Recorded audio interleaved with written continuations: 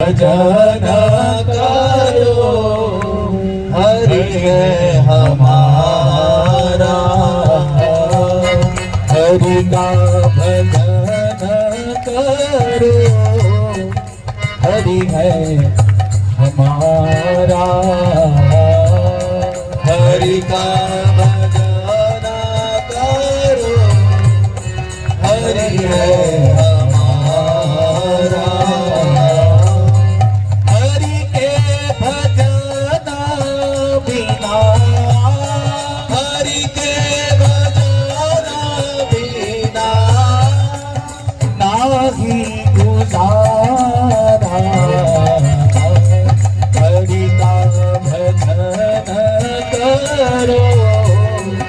हरि है हमारा, हरि का भजन करो हरि है हमारा, हरि नाम से तेरा काम बनेगा, हरि नाम से तेरा काम बनेगा, हरि नाम से तेरा काम बनेगा, हरि नाम से तेरा काम बनेगा, हरि नाम ही तेरे साथ चलेगा, हरि नाम ही तेरे साथ चलेगा, हरि नाम गाने वाला, हरि नाम गाने वाला, हरि नाम गाने वाला, हरि नाम गाने वाला, ओ कृष्ण नाम गाने वाला, कृष्ण नाम गाने वाला, हरि का है प्यारा, हरि का भजन करो हरि है हमारा, बोलो हरि का भजन करो हरि है हमारा, ओ हरि के भजन बिना, हरि के भजन बिना, हे हरि के भजन बिना, हरि के भजन बिना मागी गुजारा,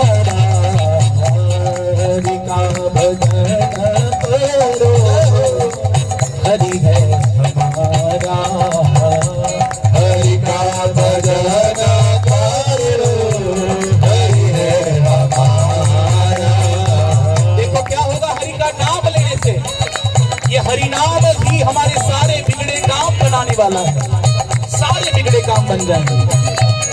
इसलिए प्रभुपाद जी कहते हैं chant Hare Krishna and be happy, वो जीव आनंदित हो जाता है, सुखी हो जाता है जो भगवान का नाम भजन करता है, और ये हरि नाम ही हमारे साथ जाएगा, सारी जगत की चीजें यही पे रह जाएगी, सुंदर काया मिट्टी होगी, चर्चा होगी गली गली, ले लो रे कोई राम का प्यारा, शोर मचाओ गली गली, जिन जिन ने ये मोती लूटे, हरि नाम के मोती लूटे, वो तो माला माल हुए, क्योंकि माल अपने साथ जाने वाला है। और कृष्ण गीता में कह रहे हैं नेहा विक्रमणाशोस्ति प्रत्यवायो न विद्यते, अरे ऐसा धन है कभी नष्ट नहीं होगा, चोर नहीं लूटे, मीरा भाई तो कहते खर्चे ना खूटे, चोर नहीं लूटे, दिन बित बढ़त सवार, पायो जी मैंने राम रतन धन पाया, ये ऐसा धन है हमारे साथ जाएगा, और जो हरि नाम का गायन करता है वो हरि का प्यारा बन जाता है, हरि का भजन करो, हरि है हमारा। हरि का भजन करो, हरि है हमारा। ओ हरि नाम गाने वाला, हरि नाम गाने वाला, कृष्ण नाम गाने वाला, कृष्ण नाम गाने वाला।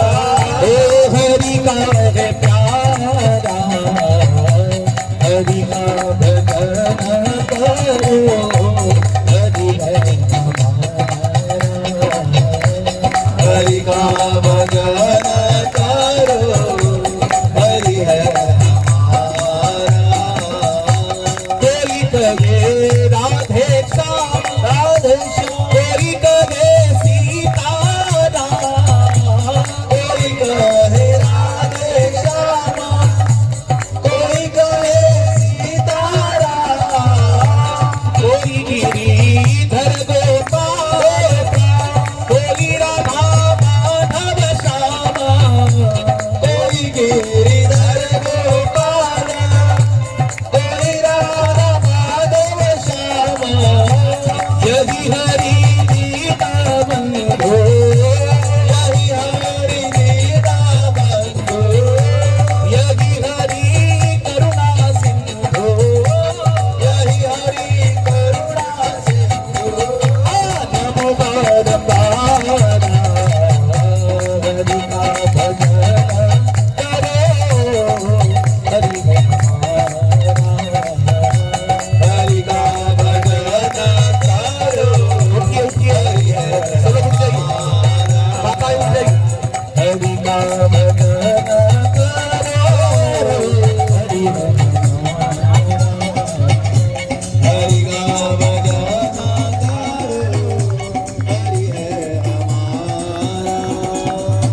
दीनों पे दया करो, बने ते सेवा करो, दीनों पे दया करो, बने तो सेवा करो। अभी नारद जी ने कहा प्रचिंतागणों से, क्या करो?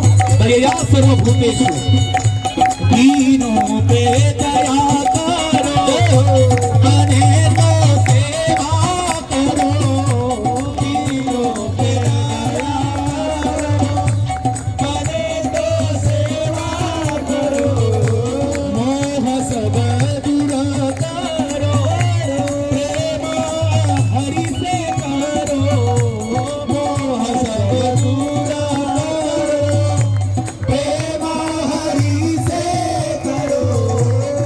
मोह सब दूर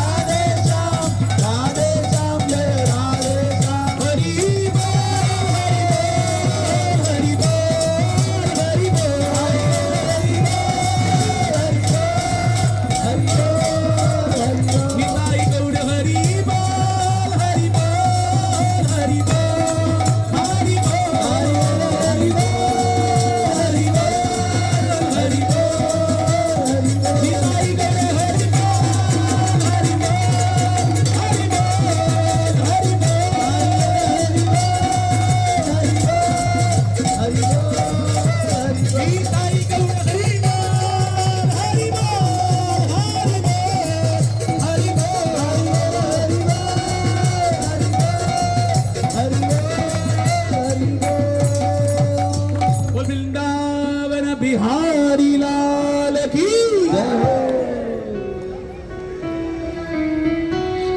हरि का भजन करो, हरि है हमारा।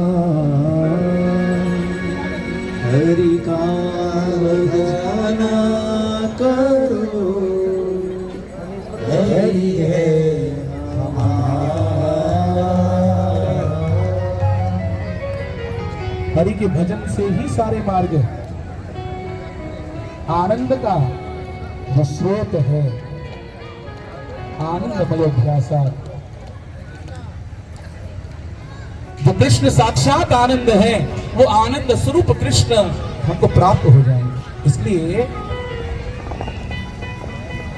ऋषभदेव भगवान कह रहे हैं कि तपो दिव्यम पुत्र कायेन सत्वम शुद्धैर्दस्मात् ब्रह्म सौख्यम त्वनंतम। थोड़ा साउंड बढ़ा भैया। तपो दिव्यम, ये तपो दिव्य है। यज्ञ हमने किया ना अभी, हाँ, ये यज्ञ संकीर्तन, नाम संकीर्तन ही दिव्य तप है।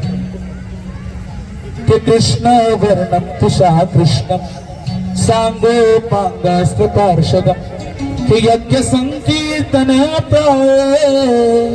यजंती ही सुमेधसा। हाँ, आज होली का दिन है कि नहीं?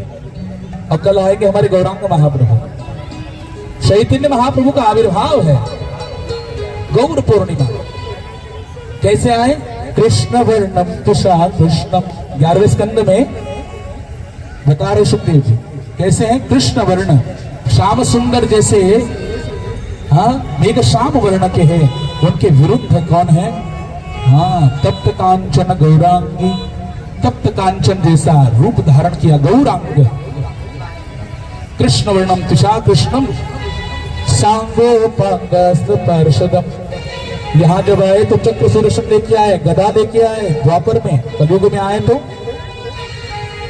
नीला चले शंख चक्र गदा पद्माधर, नदिया नगरे दंड कमंडलू का। हाथ में दंड और कमंडलू लेके आए, पार्षद ही उनके शस्त्र है। और क्या कर रहे हैं गोविंद?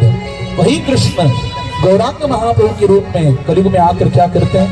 यज्ञ संकीर्तन प्राय हरे कृष्णा कृष्णा कृष्णा हरे हरे, हरे राम राम राम हरे हरे। हरिनाम संकीर्तन का प्रचार करते हैं। और इस हरिनाम संकीर्तन में जो भी नाचता है, गाता है, हाँ, यजंती ही सुमेधसा। सुखदेव जी कह रहे हो परम बुद्धिमान है, केवल बुद्धिमान नहीं, सुमेधसा, परम बुद्धिमान है, जो अपने मनुष्य जीवन को सही में सार्थक कर रहा है। ऐसी मेधावी बुद्धि उसके पास है। वो भी परम बुद्धि है जो भगवान का नाम संकीर्तन करता है, नाचता है, गाता है।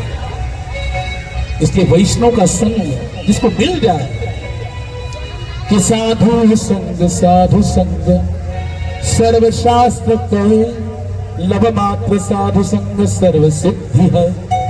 सभी सिद्धियां उसे प्राप्त हो जाए। परम सिद्धि क्या है? कृष्ण प्रेम, आनंद। इसलिए देखो, वैष्णव के संग को प्राप्त करने के लिए प्रयास करना चाहिए। हमेशा ये प्रयास होना चाहिए दिल से कि मुझे साधु का संग मिले, वैष्णव का संग प्राप्त हो, उनके संग में नाम संकीर्तन करने का अवसर प्राप्त हो, उनके संग में भगवान की कथा श्रवण करने का लाभ प्राप्त हो, उनके संग में धाम की यात्रा करने का लाभ प्राप्त हो, उनके संग में भगवान की सेवा करने का अवसर प्राप्त हो। ये जिसके जीवन में प्राप्त हो जाता है उसका जीवन कृतार्थ होता है। इसलिए मनुष्य जीवन मिला, और ये करने से क्या होगा? शुद्धैर्दस्मात् ब्रह्म सौख्यम त्वनंतम। ये भक्ति करेंगे ना, ये नाम संकीर्तन करेंगे तो क्या होगा? अंतकरण शुद्ध होगा। अंतकरण चतुष्टय, 4 चीजें हैं, मन, बुद्धि, चित्त और अहंकार, इसे अंतकरण कहते हैं। ये चारों भी क्या हो जाएंगे? शुद्ध हो जाएंगे। बोले अहंकार कैसे शुद्ध होगा?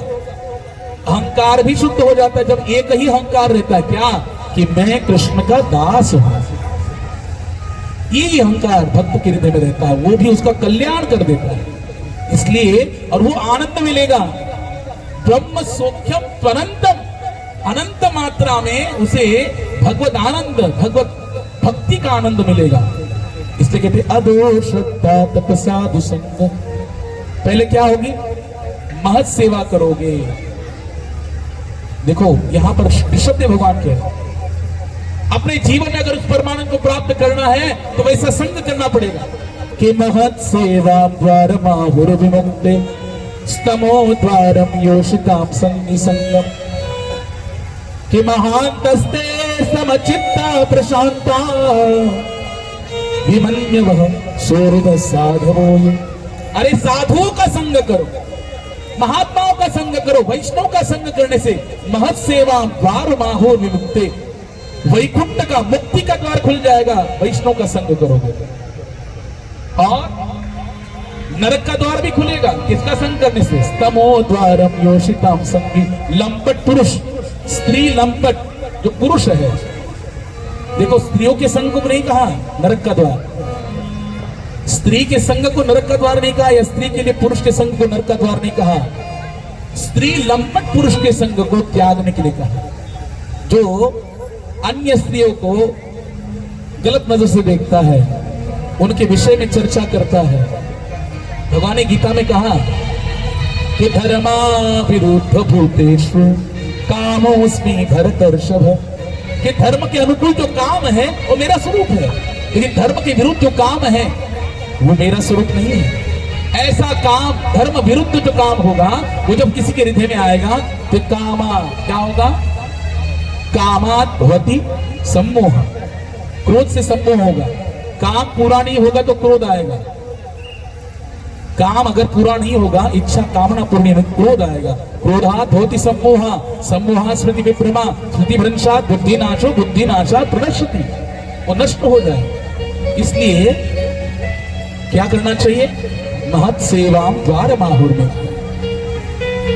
और बोलते प्रीतिर्न यावन मई वासुदेवे न मुच्यते देह योगे न तावत। इस शब्द भगवान करे, अरे कोशिश करो वासुदेव से तुम्हारी प्रीति जाओगी, और वासुदेव की प्रीति तभी होगी जो वासुदेव के भक्त का तुम संग करो। और आखिर में कह रहे हैं लेकिन उन संग से बचना, उस संग का त्याग करना, चाहे वो कितना भी निकट का व्यक्ति क्यों ना हो, अगर वो भगवान की भक्ति के अनुकूल नहीं है। इसलिए रूप गोस्वामी पाद ने, हमारे आचार्य रूप गोस्वामी पाद ने सूत्र दिया, भक्ति का सूत्र दिया कि अनुकूलस्य संकल्प प्रतिकूलस्य वर्जनम। जो भगवान की भक्ति के अनुकूल है वो उसका स्वीकार करो, चाहे वो व्यक्ति हो, वस्तु हो, परिस्थिति हो, जो भी हो। अगर अनुकूल है कृष्ण की भक्ति के तो उसको स्वीकार करो, और जो कृष्ण की भक्ति के प्रतिकूल है, प्रतिकूलस्य वर्जनम, उसका त्याग करो। तो किन चीजों का त्याग करें? कि गुरु न सस्यात् सजनो न सस्यात्, पिता न सस्यात् जननी न सस्यात्, कि दैवं न तस्यात् पति न तस्यात्, न मोचयेत समुपेत मृत्युम। ऋषभ भगवान कह रहे पुत्रों को अपने कि गुरु न सस्यात्, अगर गुरु भगवान के भक्ति के विरुद्ध बोल रहा है, अनुकूल नहीं है, त्याग करो। बलि महाराज ने त्याग किया। गुरु न सस्यात्, अगर कोई सगे संबंधी रोक रहा है कृष्ण भक्ति से, उसका त्याग करो। पिता माता, यहाँ के कोई देवता भी अगर बोले तो उसका भी त्याग करो। पति भी अगर विरोध करता है तो पति न सस्यात्, तो पति पति नहीं है। पति बनने का अधिकार उसे ही है जो अपने पत्नी और अपने बच्चों को भगवान का भक्त बना सके। पत्नी बनने का अधिकार उसी को है जो अपने पति की आध्यात्मिक प्रगति के लिए प्रयासरत रहे, वो पत्नी है। और माता पिता बनने का अधिकार उसी को, श्री प्रभुपाद कहते हैं, जो अपने घर में जन्म लेने वाली संतति को, चाहे वो लड़की हो या लड़का हो, उसको अगर भगवान का भक्त नहीं बना सकते हैं तो उनको माता पिता बनने का भी अधिकार नहीं है, श्री प्रभुपाद जी के। इसलिए भगवान के अनुकूल जो भी चीजें हैं उसको स्वीकार करो, प्रतिकूल जो भी है भक्ति के उसको त्याग करो। ये शिक्षा दिया ऋषभ देव भगवान ने। यही कार्य करना चाहिए माता पिता को।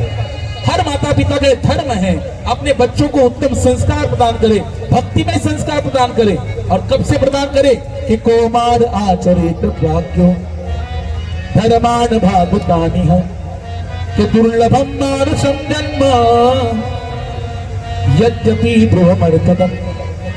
प्रहलाद महाराज भागवतम के 7वें स्कंद में बता रहे हैं 5 वर्ष की आयु से ही अपने घर के बच्चों को क्या करना चाहिए, भगवान की भक्ति के संस्कार देने चाहिए। हाँ, इसी एनसीएच कॉलोनी में रथ यात्राएं होती है, भगवान का सत्संग होता है। हाँ, हर हफ्ते सत्संग होता है, साधु का दर्शन होता है, वैष्णव की संगति होती है, महाप्रसाद लाभ होता है, भगवत कथा श्रवण होती है, रथ यात्रा में ठाकुर जी का दर्शन होता है, महाप्रसाद की प्राप्ति होती है। ये अगर बच्चों को प्राप्त हो जाए बचपन से, ये भक्ति में संस्कार हो जाएंगे तो आगे चल के वही महान भक्त बन जाएंगे। और उनके भक्ति के द्वारा उनके माता पिता का नहीं, कुल का, पूरे कुल का उद्धार हो जाएगा। वो देश पवित्र हो जाता है, वो कुल पावन हो जाता है जिस कुल में एक हरिदास का जन्म होता है। इसलिए हम सभी गृहस्थ धर्मी जो भी है, जो माता पिता के स्तर पर है, अपने बच्चों को भक्ति में संस्कार देने चाहिए। जैसे ऋषभदेव भगवान ने अपने सुपुत्र को उपदेश दिया। ऋषभदेव भगवान अपने कार्य संपन्न करके राज्य भरत महाराज के हाथों में देकर चले गए। और भागवत में वर्णन है कि एकदम दिगंबर अवस्था में रहते थे, 40 कोस तक उनके शरीर की सुगंध फैलती थी। कितने कोस? 40 कोस। एक कोस होता है 3 किलोमीटर, 40 कोस 120 किलोमीटर तक उनके शरीर की सुगंध फैलती थी। लेकिन वैराग्य अवस्था धारण करके विचरण करते थे, किसी को पास आने नहीं देते थे, वही मलमूत्र विसर्जन करने लगे ताकि लोग दूर रहे। महात्मा लोग ऐसे करते हैं। और सिद्धियां उनकी दासी बन गई, लेकिन सिद्धियों को भी धुतकार दिया। हाँ, कहते मान बढ़ाई जब से आई किस्मत मेरी फूटी। मान बढ़ाई जब से आई किस्मत मेरी फूटी। हाँ, स्वामी स्वामी बजने लागे लगन राम से छूटी। है कि मान बढ़ाई, जय जयकार होने लगा, सिद्धि दिखाएंगे, चमत्कार दिखाएंगे, कुछ चमत्कार हो जाएगा, किसी को फल दे दिया, जैसे आत्मदेव ब्राह्मण को फल दे दिया, गोकर्ण महाराज पैदा हो गया। किसी को फल दे दिया, बच्चा पैदा हो गया, चमत्कार हो गया, बाबा को मानने लगे। है? और मानने के बाद फिर क्या होगा? बढ़ाई होगी, जय जयकार होगी तो क्या होगा? अहंकार घेर लेगा।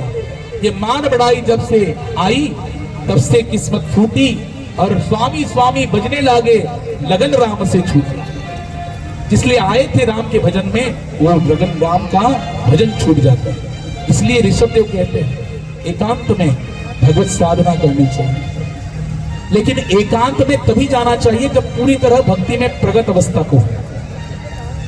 जब तक प्रगत अवस्था नहीं है, प्रारंभिक अवस्था है, तब तक क्या करना चाहिए? ऐसे भक्तों का संग करना चाहिए जिनकी प्रीति भगवान में है। तो अपने आप हमारे अंदर भी क्या होगा? भगवान के प्रति प्रेम प्रकट होगा। देखो 25,000 वोल्ट का करंट बहता है हमारी रेलवे लाइन में, है ना? इतना तो नहीं कहेंगे, अगर थोड़ा सा भी करंट किसी वायर में जाता है, उसको किसने पकड़ लिया, उसके शरीर में करंट बह रहा है, उसके चरणों को, उसके बॉडी को किसने पकड़ लिया, अपने आप उसमें भी क्या होता है? प्रवाहित होता है कि नहीं? उसको भी करंट लगता है। अगर उसको किसने पकड़ लिया, उसको भी करंट आ जाएगा। पकड़ा किसी ने, एक नहीं पकड़ा इस वायर को, लेकिन उसको अन्य लोग ने पकड़ा है, उसको किसी और ने पकड़ा है। ऐसे क्या हो रहा है? फैलते जा रहा है। वैसे हरिनाम भगवान के प्रति शुद्ध प्रेम किसी एक शुद्ध वैष्णव के हृदय में होता है, वो भगवान से दिन रात भगवत चिंतन में मस्त होता है। महात्मा नस्तु मां पार्थ कि दैवं प्रकृति माश्रिता कि भजन्त्यानन्य मनसो ज्ञात्वा भूतारिमव्ययम्। गीता में कृष्ण कह रहे हैं जो महात्मा है अनन्य मनसो, अनन्य चिंतन, मन के द्वारा निरंतर गोविंद के चिंतन में लगा रहता है। जो कामना करता है अब प्रभु कृपा करहु यही भांति, सब तजी भजन करहु दिन राति। वो दिन रात भगवान के नाम का गुणगान करता है, और ऐसे भक्त के संग में जो भी आ जाए उसके अंदर भी वो प्रेम प्रकट होने लगता है। इसलिए हे पुत्रो क्या करो? भगवान की भक्ति करो। भरत महाराज को समझ में आ गया, और भरत महाराज ने भी अपने 5 पुत्रों में से बड़े पुत्र सुमति को राज्य दिया, गंडक की क्षेत्र में चले गए।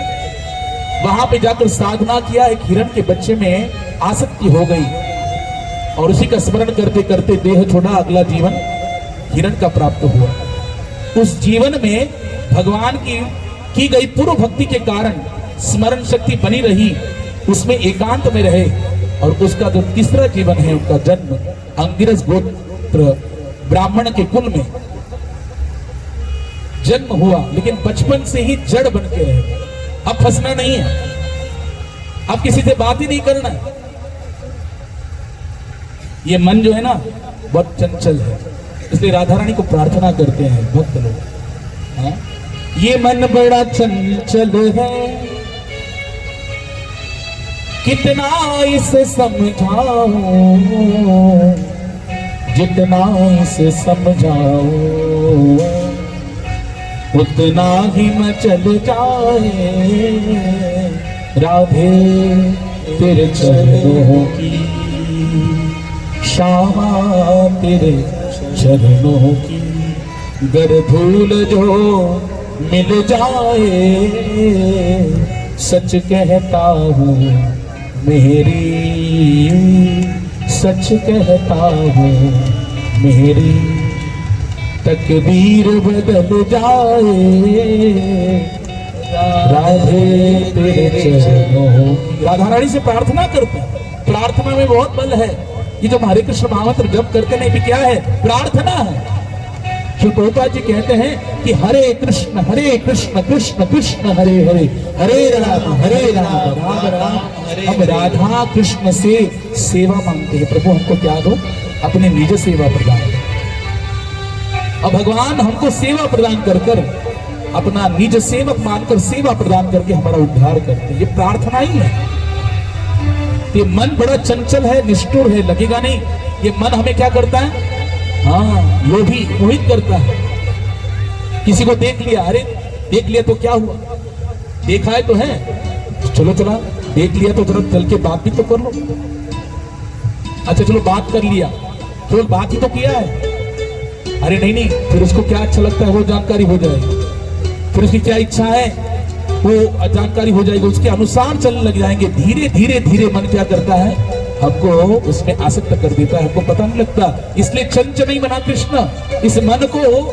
महापुरुष लोग क्या करते हैं, हाँ नहीं कच्चित कर दूं सख्यम मनसी घन व्यस्तते, मन को महापुरुष हमेशा ध्यान रूप सतर्कता से देखते रहते हैं। ये बहुत चालाक है, बहुत चंचल है, ये कभी मुझे फंसा सकता है। इसलिए हमेशा अपने मन को गोविंद के चिंतन में, गोविंद के स्मरण में, गोविंद की सेवा में, गोविंद के उत्सव के आयोजन में लगाते रहे। इसलिए श्री प्रभुपाद जी ने हमको कितना अच्छा, हाँ ये हरे कृष्ण मूवमेंट दिया, हरे कृष्ण आंदोलन दिया, जिसमें हम लोग क्या करते हैं, निरंतर साल भर उत्सव है। अभी कल गौर पूर्णिमा है कि नहीं, फिर नरसिंह चतुर्दशी, गौर पूर्णिमा, फिर जन्माष्टमी, राधाष्टमी, सीता नवमी, श्री प्रभुपाद जी की व्यास पूजा, फिर उसके बाद कॉलोनी में रथ यात्रा होती है, रथ यात्रा का आयोजन, फ्लावर फेस्टिवल, न जाने कितने सारे फेस्टिवल है।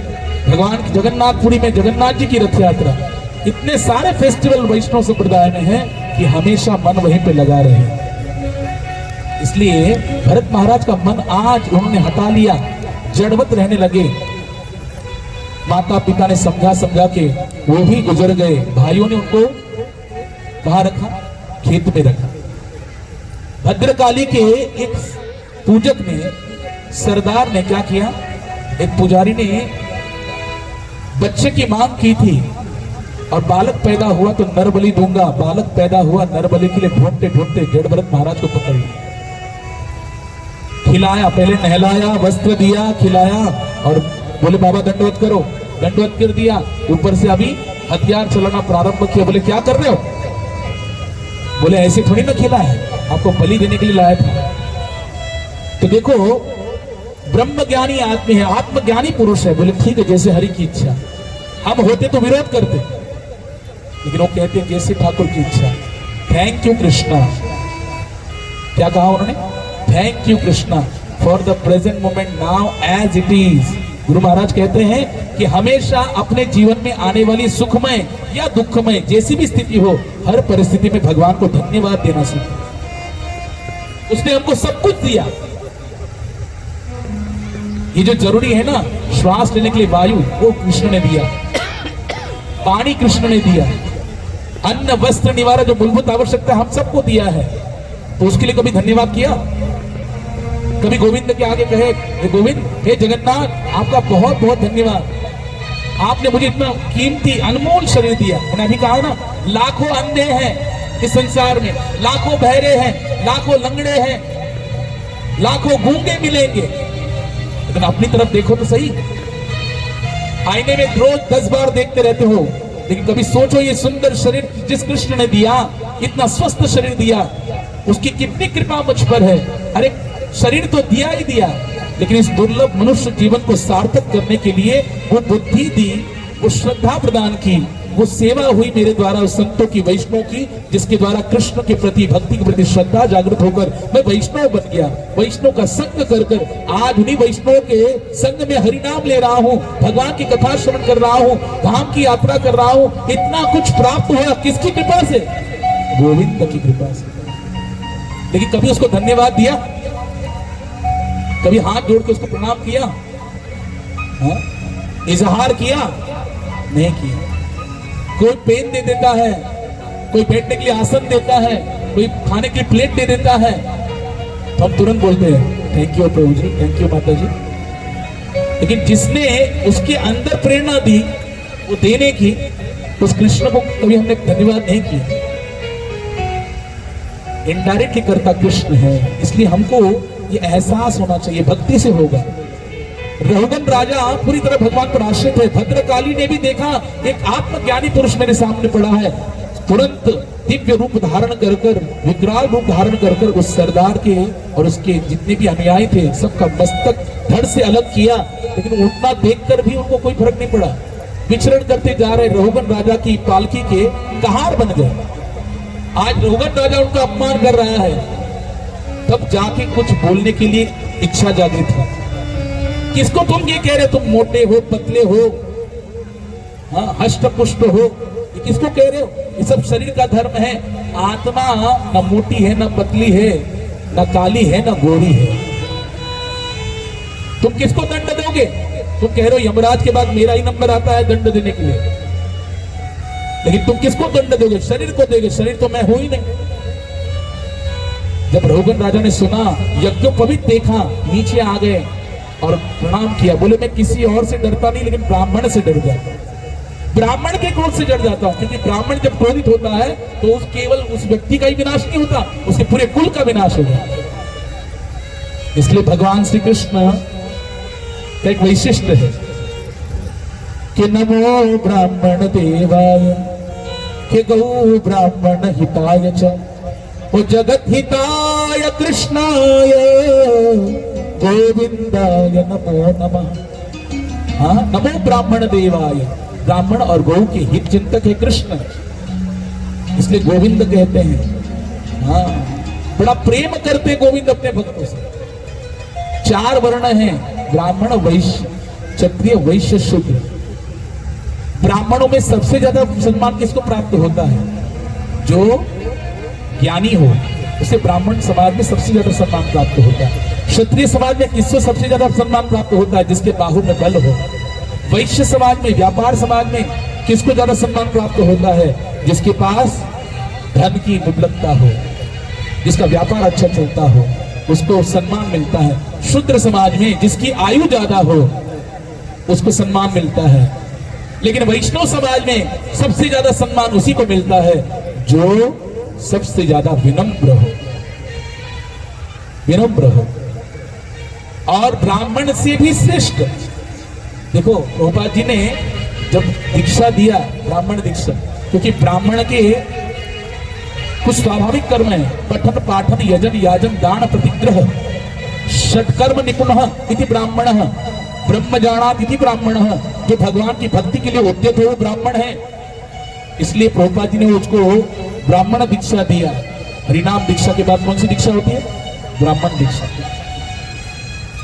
और वो ब्राह्मण उसकी ख्याति भगवान अपने भक्त की ख्याति बताते हुए कहते हैं, न तथा में प्रिय कित्तम आत्मयोनिर्न शंकर न च संकर्षणो न श्री नैवात्मा यथा भवा। कृष्ण भागवत के 11वें स्कंद में उद्धव जी को कह रहे हैं, हे उद्धव, तेरे जैसे भक्त मुझे इतने प्रिय है जितना मेरे पुत्र ब्रह्मा भी मुझे प्रिय नहीं है, शंकर जी मुझे भी इतने प्रिय नहीं है, मेरे बड़े भ्राता बलराम जी मुझे इतने प्रिय नहीं जितने तेरे जैसे भक्त मुझे प्रिय है, मेरी पत्नी लक्ष्मी जी मुझे भी इतनी प्रिय नहीं है जितने तुम जैसे शुद्ध भक्त मुझे प्रिय है। यहां तक कि भगवान ने कहा, नैव श्री नैव आत्मा, ये मेरा जो खुद का ये शरीर है ना कृष्ण स्वरूप, ये भी मुझे इतना नहीं भाता, इतना प्रिय लगता है जितने तुम जैसे शुद्ध भक्त मुझे प्रिय लगते हो। तो भगवान आज जड़भरत महाराज के द्वारा रघुगन राजा को उपदेश दे रहे हैं। रघुगन राजा को देखकर कह रहे कि मैं डरता हूं ब्राह्मणों के कोप से, और वहां पे कहने लगे, ध्यान से सुनिए, बहुत इंपॉर्टेंट बात है। हम लोग भागवतम को सोचते हैं, सप्तदिवसीय भागवत हमको लगता है कि बस थोड़ा थोड़ा ऊपर से बताया गया, बस हो गया, फिर थोड़ा ज्यादा कीर्तन हो, नाच गाना हो, चलते बने महाप्रसाद गोविंद। इसके लिए भागवतम नहीं है। ये कथाएं ना, ये कथा हमारे जीवन की व्यथा को दूर करने के लिए बनी। ये भगवान हमको बुला रहे हैं, भगवान की कृपा से हम यहाँ पे उपस्थित हैं, बैठे हैं, इतनी कृपा है। कलयुग के इस महा भयंकर दोषयुक्त काल में हमको भगवान इतना अवसर दे रहे हैं, इतनी प्रेरणा दे रहे हैं, इतनी कृपा कर रहे हैं। ये हमारे जगन्नाथ जी की बहुत बड़ी कृपा है। इसलिए गोपिया गोपी गीत में गाती है, भूरी राजना उनकी जय जयकार कर रही है, जो भगवान की कथा को सुनते हैं, भगवान की कथा का गायन करते हैं, जो भगवान की कथा का आयोजन करते हैं, क्योंकि इससे बड़ा पुण्य और कोई नहीं है। सबसे बड़ा पुण्य है भगवान की कथा को श्रवण करना, और श्रोता तो वक्ता से भी ज्यादा स्वतंत्र है। श्रोता चाहे तो उठ के निकल भी सकता है कि नहीं? आपको बड़ा अच्छा लगा है? चाहे तो उठ के निकल भी सकता है, नहीं अच्छा लगा तो उठ लिए भाई, लेकिन वक्ता तो उठ ही नहीं सकता। श्रोता चाहे तो उठ के नाच भी सकता है, श्रोता चाहे तो भाव भंगिमा से अपने रुदन को भी कर सकता है, क्रंदन भी कर सकता है, कृष्ण के लिए आंसू भी बहा सकता है, वो स्वतंत्र है। लेकिन वक्ता अगर वो भाव में आ गया और रोने लग गया कृष्ण की विरह में, तो कथा कैसे हो? इसलिए नियमावली वक्ता के लिए है, श्रोता के लिए नहीं। इसलिए कहते हैं, आप जमीन पर बैठे हैं, आप जमींदार हैं, और हम लोग चौकी पे बैठे हैं, हम तो चौकीदार। तो बताओ, चौकीदार बड़ा है कि जमींदार? जमींदार बड़ा है। इसलिए पहली भक्ति है श्रवणम। जो श्रोता श्रवण करता है ना, उसके जैसा भाग्यवान कोई नहीं। भगवान की बड़ी कृपा है कि हम यहाँ आए हैं, और इस कलयुग में, घोर कली के युग में हमको बार बार कृष्ण अवसर दे रहे कि सुनो सुनो। भगवान ने अर्जुन को कहा, सुनो सुनो, कहा सुनो, तुम पहले, तुम सुनोगे नहीं तब तक तुम्हारा मोह नष्ट नहीं होगा। और जब अर्जुन ने सुना, 18 अध्याय पूरे सुने, फिर अर्जुन कह रहा है कि नष्टो मोहं स्मृतिर्लब्ध्वा कि तत्प्रसादात् मयाच्युत कि स्थितोऽस्मि गत संदेहः करिष्ये वचनं तव। तब कृष्ण की बात को मान रहे हैं, हे प्रभु, मेरा मोह सारा नष्ट हो गया, मुझे स्मरण शक्ति प्राप्त हो गई आपकी कृपा से, आपके अनुग्रह से। अब मेरा कोई संदेह नहीं है हृदय में, मैं दृढ़ हो गया भक्ति में, आपकी आज्ञा पालन में। आप बताइए मैं क्या करूं? आप जिसको बोलेंगे मैं उसको मारूंगा, जो कहेंगे मैं करूंगा। ये अवस्था कब आई? जब मोह नष्ट हुआ, आसक्ति नष्ट हुई। और ये आसक्ति, मोह सकल व्याधि कर मूला, गोस्वामी तुलसीदास जी के। ये मोह है ना, परिवार का मोह, संपत्ति का मोह, शरीर का मोह, इष्ट मित्रों का मोह, बेटा बेटी का मोह, मोबाइल का मोह, ये इतना डेंजर है। ये मोह मिटेगा कैसे? जब गीता के ज्ञान को जीवन में धारण करोगे। और भगवान यही कह रहे हैं, मैं वही चीज बार बार दोहरा रहा हूं, क्योंकि कृष्ण इस पर जोर दे रहे हैं कि मन मना भव मद भक्तो मद्याजी माम नमस्कुरु। हाँ, वही बात आज जड़भरत महाराज रघुगन राजा को समझा रहे हैं। बताने जैसा बहुत होता है, लेकिन जहां बताने जैसा बहुत होता है और आप जैसे श्रोता भी होते जो अच्छा श्रवण करना चाहते हैं, लेकिन वहां पे भगवान काल रूप में हमेशा घंटी बजाते हैं।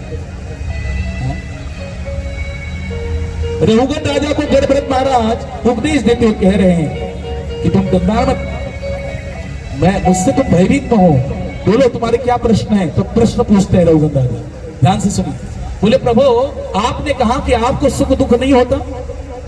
अरे मेरा प्रश्न है। बोले क्या? बोले अग्नि है, एक चूल्हा है, उस पर मैंने क्या कराई? अग्नि जलाई, उस पर एक पात्र रखा, पात्र में जल रखा, जल में चावल डाल दिया। ध्यान से सुनिए, अग्नि के चूल्हे पर पात्र रखा, पात्र में पानी डाला, पानी में चावल डाला, अग्नि का ताप उस पतीले को लगता है, वो पात्र गर्म होता है, वो पात्र के गर्म होने से पानी गर्म होता है, पानी गर्म होने से चावल गर्म हो जाते, चावल पक जाते, चावल सिद्ध हो जाता।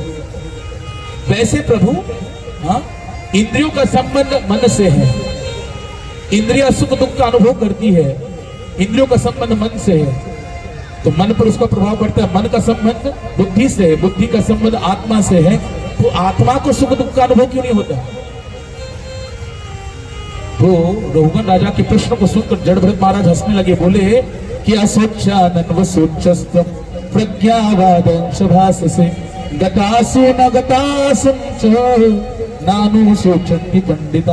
अरे पंडितों जैसी बात तो कर रहे हो, लेकिन तुम महामूर्ख जैसा अपने आचरण को दर्शा रहे हो। ये जो भी चीजें तुम्हें बताई, क्या? चूल्हा, पात्र, जल और चावल, ये सारी भौतिक पदार्थ है। और आत्मा क्या है? कि ममेवाक्षो जीवलोके जीवभूत सनातन। जिस आत्मा के लिए भगवान कह रहे हैं ये अजो नित्यम शाश्वतोयम पुराणो न हन्यते हन्यमाने शरीरे। अरे आत्मा नित्य है, सर्वगत है, सनातन है। भगवान की जैसा सच्चित आनंद में विग्रह है। हमारा सबका भगवान के समान ही, गुण में हम भगवान के समान हैं, प्रमाण में कम ज्यादा है, यही वैष्णव फिलोसॉफी है। लेकिन हम भगवान के समान ही, भगवान अजन्मा, हम भी अजन्मा है, हम भी सनातन है। और शरीर का हनन होने के बाद भी आत्मा मरती नहीं है। कि नैनम छिद्यन्ति शस्त्राणि नैनम दहति पावकं न चैनम क्लेदयन्त्यापो न शोषयति मारुतम्। ना आत्मा को शस्त्र काट सकती है, ना पानी गीला कर सकता है, ना वायु सुखा सकती है, ना अग्नि जला सकती है। ऐसा मेरा स्वरूप है। जब वो ज्ञान प्रदान करते गए जड़भरत महाराज, रघुगण राजा की बुद्धि को सत्संग की प्राप्ति हुई तो उनका जीवन परिवर्तित हो गया। अरे आज हो भगवान श्री कृष्ण के परम भक्त जड़भरत महाराज के चरणों में आश्रित हो जाते, तब जड़भरत महाराज कहते सुनो, ये मेरा पहला जन्म नहीं है। तुम राजा हो और क्षत्रिय राजा होने के नाते तुम अहंकारित हो गए हो अपने पद के कारण, लेकिन मैं भी, ये मेरा तीसरा जन्म है। मैं भी भरत महाराज के स्वरूप में इस जगत में स्थित था, पृथ्वी का एक छत्र सम्राट था। लेकिन देखो एक हिरण के पीछे आसक्त हो गया, हिरण बनना पड़ा। उस अवस्था में भी भगवान का चिंतन नहीं छोड़ा, इसलिए अभी ये शरीर प्राप्त हुआ ब्राह्मण को। इसलिए वास्तविक कल्याण जीव का तब होगा तो वो सारी आसक्तियों को मिटाकर एक गोविंद में अनंत ममता विष्णु ममता प्रेम संगता। शास्त्र कह रहा है ममता किसमें होनी चाहिए? गोविंद। अहम मम अहम प्रभो मम प्रभो प्रभोरहम मम प्रभो। मैं केवल प्रभु का हूं और प्रभु केवल और केवल मात्र मेरे हैं। यही भाव हमारे अंदर स्थित रहना चाहिए। प्रभोरहम मम प्रभो, कि मैं प्रभु का हूं और मम प्रभो, प्रभु मेरे हैं। और यही बात सत्य है। लेकिन हम इसे माया के आवरण के कारण, माया के प्रभाव के कारण ये नहीं समझ पा रहे। इसलिए सत्संग की आवश्यकता है। और सत्संग भी उसे ही मिलता है जिसने अपने जीवन में किसी शुद्ध वैष्णव की सेवा की हो। किसी वैष्णव की सेवा की होगी ना, तभी आपको जाकर ये भागवत कथा श्रवण करने का लाभ प्राप्त हो। जिस भागवत कथा को श्रवण करने से विवेक जागृत होगा, सत्य असत्य की जानकारी मिलेगी, भगवत विषय ज्ञान मिलेगा, और जब ज्ञान मिलेगा तो अज्ञान का अंधकार मिट जाएगा, गोविंद की भक्ति का आचरण करोगे, जीवन निहाल हो जाएगा। लेकिन वो सत्संग मिलता है महत सेवा, वैष्णव सेवा से। यहाँ पर जड़भरत महाराज के द्वारा रघुवर राजा का उद्धार हुआ। छठे स्कंद में, पांचव स्कंद में 28 प्रकार का नरकों का वर्णन किया। तामिश्र, अंध सामिश्र, रोरो, महारोरो, असिपत्रवन, काल सूत्र, अयप्पा नरक, तर्प सुरवी नरक, वज्रकंटक, शालमणि, सारमेयागन, इतने सारे 28 प्रकार का नरकों का वर्णन किया। जो दूसरे की स्त्री का अपहरण करता है, दूसरे के धन का अपहरण करता है, उसे तामिश्र नरक में डाला जाता है, जहाँ की भूमि पूरी तांबे की है। जैसे यहाँ पर मिट्टी की है ना, वैसे तांबे की भूमि है। नीचे से अग्नि का दाह है, ऊपर से सूर्य का दाह है, और उस पापी व्यक्ति को उसको घसीटते घसीटते मारते पीटते लेके जाते हैं। हमारे पृथ्वी के दक्षिण दिशा में 99,000 योजन नीचे यमपुरी है। भागवत में कहा गया एक योजन होता है 12 किलोमीटर का। 99,000 योजन इंटू 12 काउंटिंग करके चलाइए, ठीक है। इतना नीचे दक्षिण दिशा में पृथ्वी की क्या है, यमपुरी है। और जो दूसरे की धन को लूटता है, पत्नी का अपहरण करता है, उसको तामिश्र नरक में डाला जाता है। जो यहाँ पर मांसाहार करता है, पशुओं को फ्राई कर कर, चिकन फ्राई, तंगड़ी फ्राई खाता है ना, उसको वैसे ही वहां पे फ्राई किया जाता है। कुंभीपाक नरक है, बड़ी कढ़ाई है, कितना सारा तेल वहां पे उबलता रहता है। यहाँ जैसे पशु को फ्राई करके खाया, वैसे ही उसको वहां पे फ्राई करके खाया। वहां का यहाँ का शरीर तो छूट गया शमशान में, वहां स्पेशल शरीर है, यातना शरीर। यातना यहाँ मारेंगे तो कितना दर्द होता है, उससे 10 गुना ज्यादा दर्द होगा, लेकिन वो मरेगा नहीं। कितना काटोगे, छीलोगे, कुछ भी गिराओगे, मरेगा नहीं। यातना 10 गुना ज्यादा होगा। तप्त सुरमी नरक, जो यहाँ पे दारू पीता है, उसे अयप्पान नरक में डाला जाता है।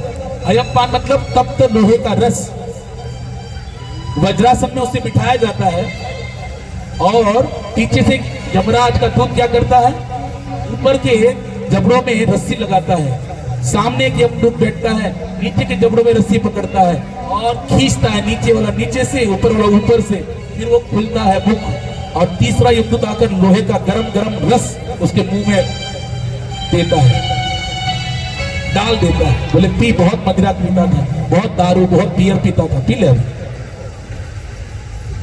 वो है अयप्पान नरक।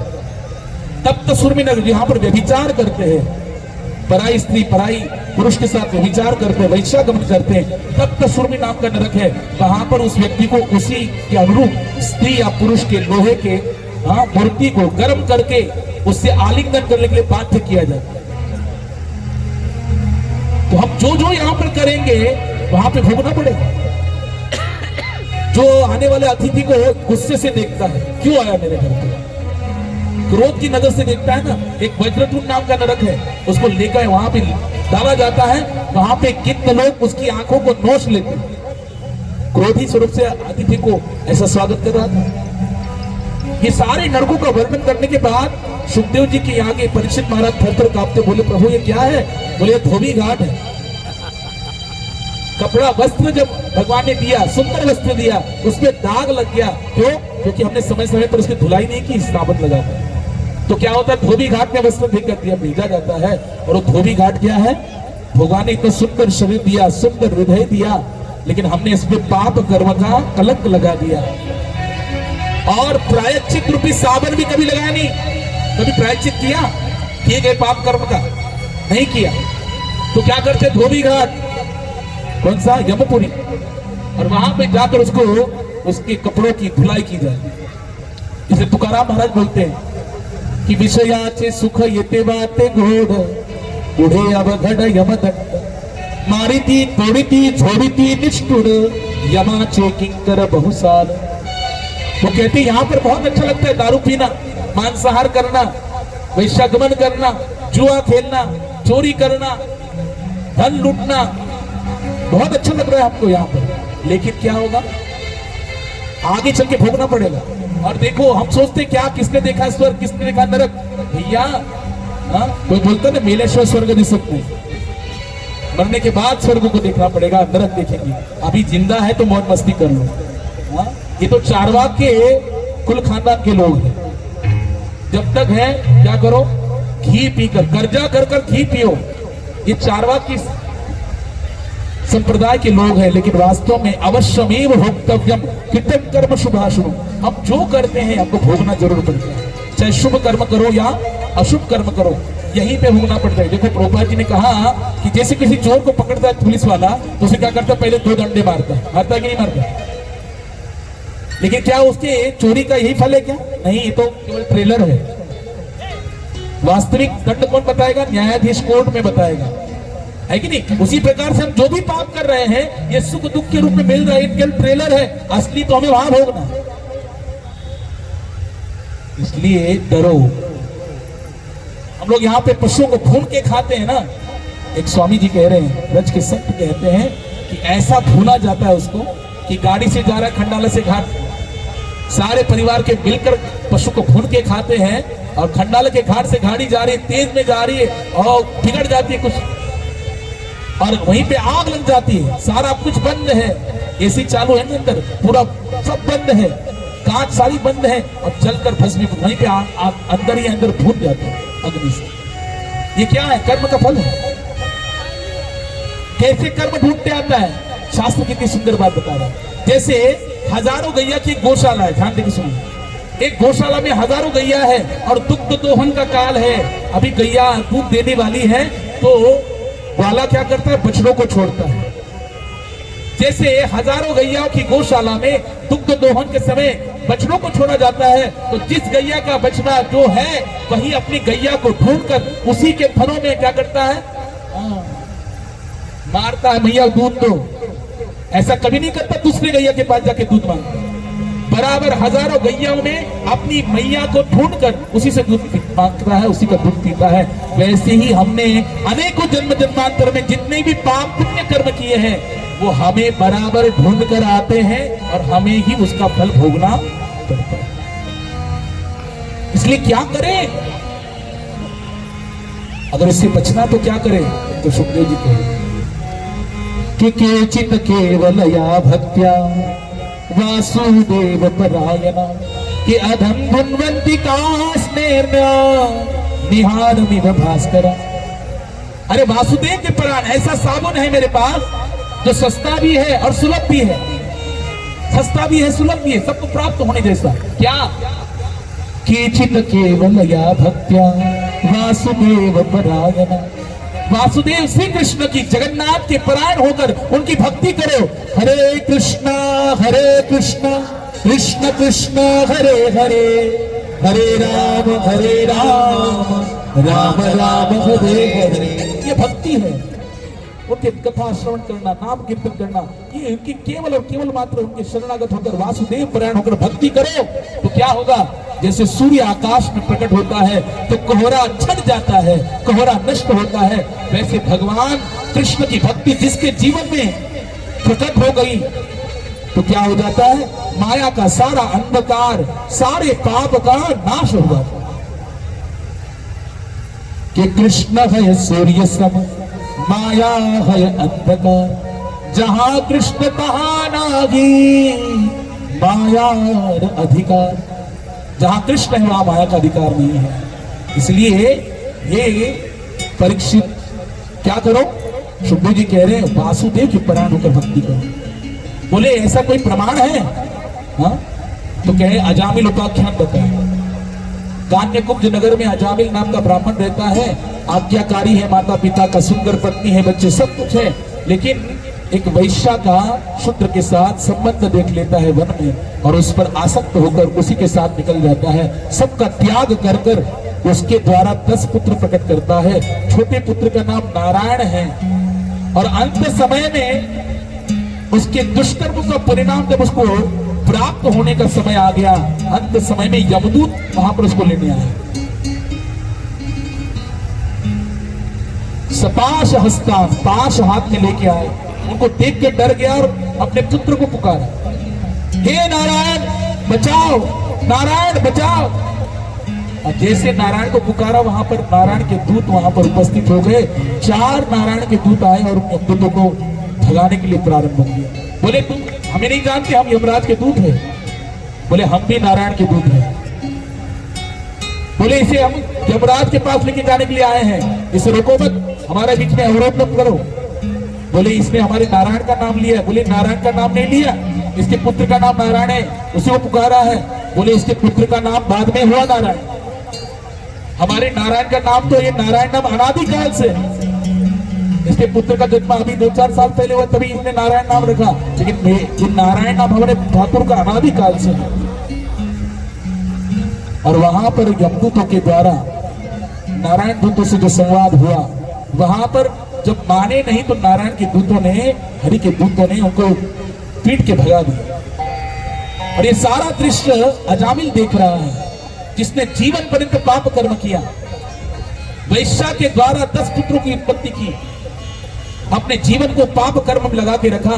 आज जब केवल अंत समय में नारायण का नाम पुकारा और नारायण के दूत को यम के दूतों के पास से मुक्त करके जब वापस नरक में भाग गए, तभी अजामिल को पश्चाताप हो रहा है कि मैंने जीवन पर पाप कर्म किए, एक बार नारायण नाम लिया कि घोर यातना से वास्तविकता प्रामाणिकता से भगवान का भजन करूंगा तो क्या स्वामी नहीं मिल पाएंगे, मेरा उद्धार नहीं होगा क्या?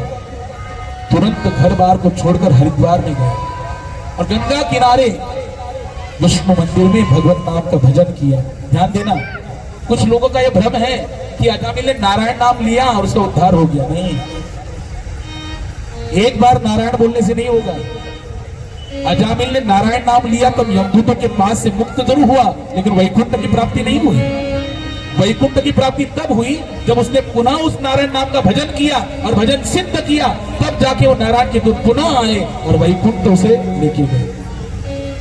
इसका अर्थ ये है, जब तक भजन परिपक्व नहीं होगा तब तक मुक्ति होने वाली नहीं है। 1% भी, ध्यान देके सुनिए, प्रभुपाद जी कहते हैं 1% भी अगर यहाँ पर जगत में किसी वस्तु में, किसी व्यक्ति में अगर हमारी आसक्ति है तो वापस आना पड़ेगा।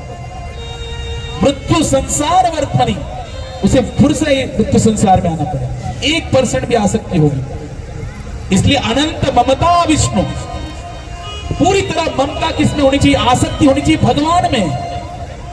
और ये कैसे आएगी? एकदम से नहीं आएगी कि धीरे धीरे रे मना, धीरे से सब हो, कि माली सींचत सोगड़ा, ऋतु आए तब फल हो। ये धीरे धीरे होता है। इस संसार में अचानक तुरंत कुछ नहीं मिलने वाला। और कृष्ण तो बहुत धीरे धीरे मिलेगा। कृष्ण तो तड़पा तड़पा के, जैसे सोना होता है ना, सोने को जितना अग्नि में तपाया जाएगा उतना उसमें क्या आता है? चमक आने लगती है। वैसे गोविंद भी अपने भक्त को, कल मैंने बताया ना, हम लोग सोचते कि हमारा सब कुछ अच्छा खासा चल रहा है, बस वाह, भक्ति भी चल रही, बिजनेस भी बढ़िया चल रहा है, सब चल रहा है, हमको लगता है वाह क्या भक्ति का आनंद है। ये कृपा नहीं है। विशेष कृपा तब है हरिष्य धनम सुनम, भगवान हमारा सब कुछ छीन ले और फिर हम भगवान की भक्ति करें। उस असहाय अवस्था में हम कृष्ण को पुकारे, जैसे पांडवों ने पुकारा, कुंती महारानी ने पुकारा, वो अवस्था जब आएगी तब फिर भगवत धाम में जाए। इतना आसान नहीं है। इसलिए भगवान ने कहा कि मनुष्याणाम सहस्रेषु कच्चित यदपि सिद्धये यदतामपि सिद्धानाम। कच्चिन में, भगवान कहते हैं कच्चिन में वहां तत्वतः, कि ठाकुर जी कहते हैं हजारों मनुष्य में से कोई एक भक्ति में लगता है और ऐसे हजारों भक्तों में से कोई एक मुझे प्राप्त करता है। इतना में दुर्लभ हो, लेकिन सुलभ हो सकता है अगर हम निरंतर भक्ति करेंगे। इसलिए एक दिन का खेल नहीं है। देखो ये भक्ति का है ना, ये भक्ति कैसी है, कृष्ण भक्ति कैसी है? बोले ये 2020 मैच नहीं है, ये वनडे मैच भी नहीं है। ये क्या है? Test cricket. टुक टुक टुक टुक टुक खेलते रहो, प्लेट प्लेट खेलते रहो, लेकिन ग्राउंड पे क्रीज पे टिके रहना है, माया से लड़ना है हर समय। और माया से लड़ने का एक ही कार्य है, एक ही अस्त्र है, हरे कृष्णा कृष्णा कृष्णा हरे हरे, हरे राम राम राम हरे हरे। हाँ, बहुत सुंदर। अजामिल को ज्ञान हुआ और उसने अपना उद्धार किया। यमदूत जाते हैं गुस्सा होकर यमदंड डाल देते हैं यमराज जी के आगे, बोले हम नहीं करेंगे आपकी नौकरी। बोले क्यों? अरे हम लेने गए थे अजामिल को और नारायण के दूत आ गए, उनको हमको पीट के भगा दिया और पापी व्यक्ति को मुक्त कर दिया। बोले धीरे बोलो, ये नारायण नाम का इतना जोर से उच्चारण मत करो, अगर नरकवासियों ने सुन लिया तो ये भी खाली हो जाए, ये भी खाली हो जाए, इतना भगवान के नाम का प्रभाव है। बोले इतना नाम का प्रभाव है, बताओ कितना नाम का महिमा है कि कहूं कहां लगी नाम बढ़ाई।